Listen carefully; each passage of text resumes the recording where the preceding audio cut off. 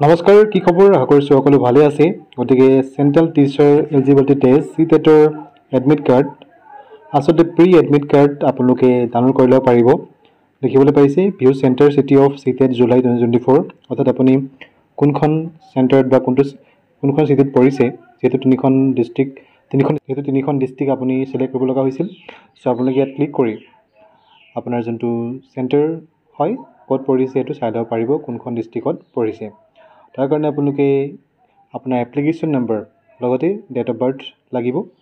যেতিয়া আমি application number আৰু ডেট অফ বাৰ্থ মাৰি দিম, তেতিয়া আমি গম পাম যে আপোনাৰ কোনখন চেণ্টাৰত আমি পৰিছোঁ, অৰ্থাৎ কোনখন ডিষ্ট্ৰিক্টত পৰিছোঁ, মানে কোনটো জোনত পৰিছে মানে।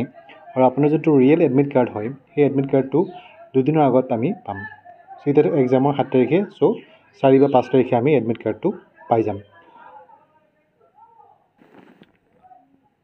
চ' এইদৰে আপুনি দেখিবলৈ পাব যে CTET 2024 advance information for allotment of center city to the application. আৰু দেখিছে যে this is not the admit card, এইটো এডমিট কাৰ্ড নহয়। ইয়াত আপোনালোকে চাই ল'ব পাৰিব, এইটো আচলতে আপোনালোকৰ প্ৰি এডমিট কাৰ্ড হয়, য'ত আপোনালোকে চিটি অফ এক্সামিনেশ্যন এইটো মেনশ্যন থাকিব। আৰু আপোনালোকৰ এডমিট কাৰ্ডটো হয়, এডমিট কাৰ্ডটো দুদিনৰ আগত পাই যাব, অৰ্থাৎ হয়তো 5 তাৰিখে আপোনালোকে এডমিট কাৰ্ড পাই যাব। চ' ভালকৈ প্ৰিপেৰেশ্যন কৰক। অল দ্য বেষ্ট জনাইছোঁ আপোনালোকক। এইদৰে আপোনালোকে চাই ল'ব পাৰিব আপোনাৰ centre of examination. Thank you.